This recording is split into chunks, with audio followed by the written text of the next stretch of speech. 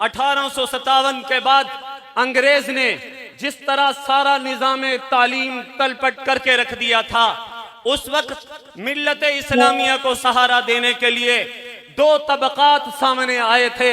ایک طبقہ ان حضرات علماء کی صورت میں تھا جنہوں نے قرآن و سنت کے حفاظت کی ذمہ داری اپنے سر لی تھی، اشاعت قرآن کی ذمہ داری اپنے سر لی تھی، علوم اسلامیہ کی حفاظت کی ذمہ داری اپنے سر لی تھی۔ دوسرے طبقہ وہ تھا جنہوں نے جدید اور عصری علوم، سائنس اور ٹیکنالوجی کی سے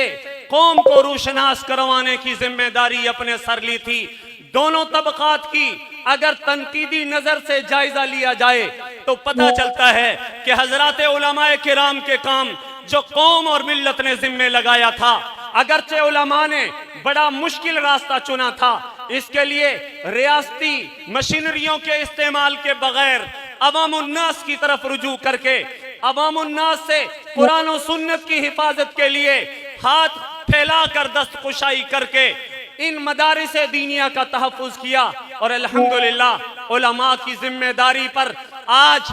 کہیں پر بھی کوئی انگلی رکھنے کی گنجائش نہیں ہے۔ کیوں؟ علماء نے حفاظت کی ذمہ داری لی تھی تو قرآن و سنت کے علوم کی، حدیث کے علوم کی، الحمدللہ علماء نے اس ذمہ داری کو پورا کیا۔ قوم کو اگر امامت کے لیے ضرورت تھی مساجد کو آباد کرنے کے لیے تو ان مدارس دینیہ نے ائمہ دیے،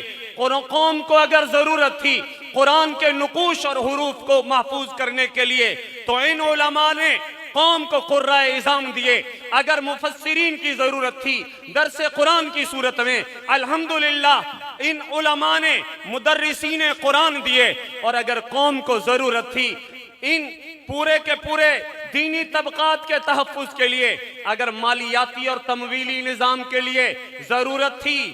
کہ تمویلی نظام کا تنقیدی انداز میں جائزہ لیا جائے تو ان مدارس نے شیخ الاسلام مولانا مفتی تقی عثمانی کی صورت میں بینکاری کے نظام کو سمجھنے والا ایک مرد کلندر دیا، اور اگر تزکیہ و تصوف کے حوالے سے دیکھا جائے الحمدللہ ایک لمبی فہرست ہے ہمارے اکابر کی جنہوں نے خانقاہوں کو آباد کیا۔ اور اگر اس دھرتی پر اللہ کی زمین پر اللہ کے نظام کی تنفیذ کے لیے ضرورت پڑی اور پاکستان کے لیے جو ہمارے اکابر نے لاکھوں قربانیاں دے کر پاکستان بنایا تھا،